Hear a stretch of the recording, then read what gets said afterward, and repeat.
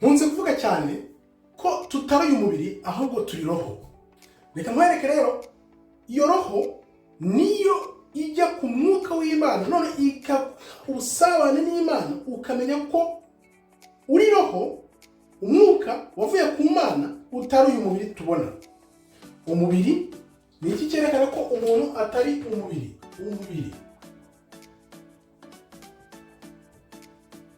kubivuga iteka, ariko reka turebe ikintu cyerekana ko umuntu atari umubiri ahubwo ari umwuka wavuye ku Mana bigendeye kuri roho.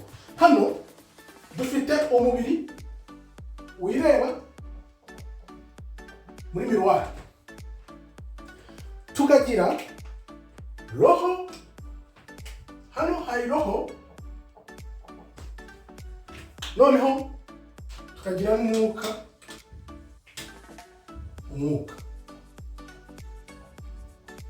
Umwuka rero niyo mpamvu iyo tuvuyemo ntabwo dukomeza guhumeka.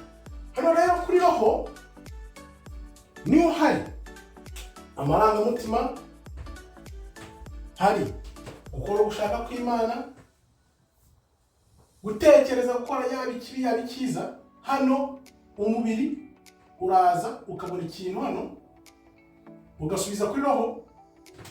Roho noneho akabaza umwuka wera ati se ikintu gikore cyangwa se ngikore. Nibwo ubona igisubizo kivuye hano kikaza kuri roho.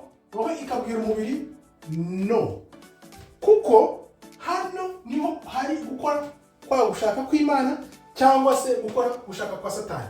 Umubiri kenshi na kenshi ukujyana kwa Satani, noneho umwuka ukujyana gukonekta ku Mana. Hano twashyira Imana, hano naho tukahashyira Satani.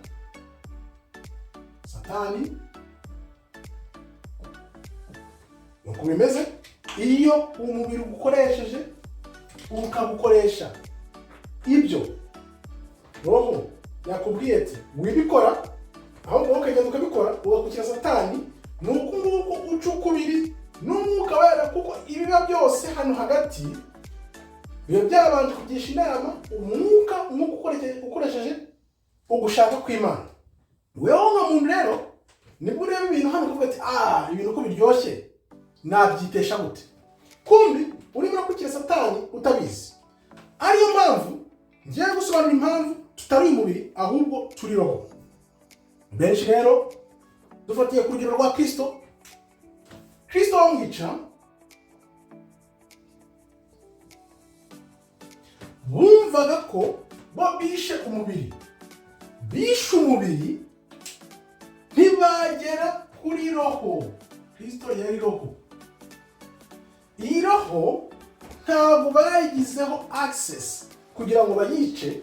Bishe umubiri bazi ngo bishe Kristo, we ahubwo ni umwuka wavuyemo wisubirira he? Wisubirira ku Mana.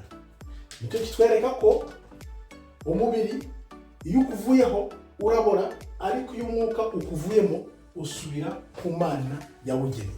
Niyo mpamvu abantu bazakuvuga bakakuvuga nabi, bakavuga amagambo wenda, bakakuvuga amagambo aribyo bita mu Cyongereza character assassination, bagashaka kwica uhagaze. Impamvu ni iyihe? Bo baba babona umubiri, bica umubiri. Noneho urebaho ijambo ry'Imana rikomereye. Iyo ufashe ya roho yawe ugashyiramo ijambo, noneho mu gihe bari kwica umubiri, wowe ukahugira mu ijambo, ukiga ijambo, urimo uragenda wegera Imana ikakwigarurira wese. Nyuma y'imyaka runaka, yaba imyaka 5, yaba imyaka 7, bwa busabane wagize n'Imana bukagaruka, bukaganza ya magambo, ukongera ukabyibuha ugashisha. Abantu bakibaza bigenze gute, uriya muntu ko twamuzitse agarutse ate?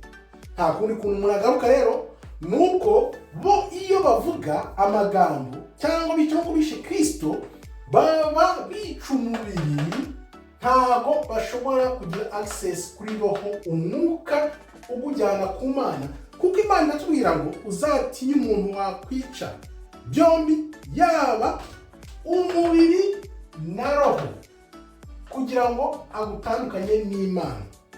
Bitwereka rero ko turi roho, ntabwo turi umubiri, kuko niyo abantu bishe bakica umubiri, ukizera Imana, ugumya mu ijambo ry'Imana, ukabona ubwiza bw'Imana, bwa bwiza bw'Imana dupfukirana aya magambo yose n'ibibi bakuvuzeho, kuko byanze bikunze ni gihamya ko ijambo ry'Imana ari ijambo ry'Imana, ryahozeho, ririho kandi rizahoraho, rizatsinda iteka yose, kuko wibuke bazi ko bakwisha byarangiye mu maso y'Imana, uri umuntu ukora gushaka kw'Imana, mu maso yabo uri umuntu warangiye. Nyuma y'igihe runaka, kubera ko wizeye ijambo ry'Imana, ya Mana ikongera ikaguserutsa ukajya hejuru yawo bose, kuko wizeye Imana.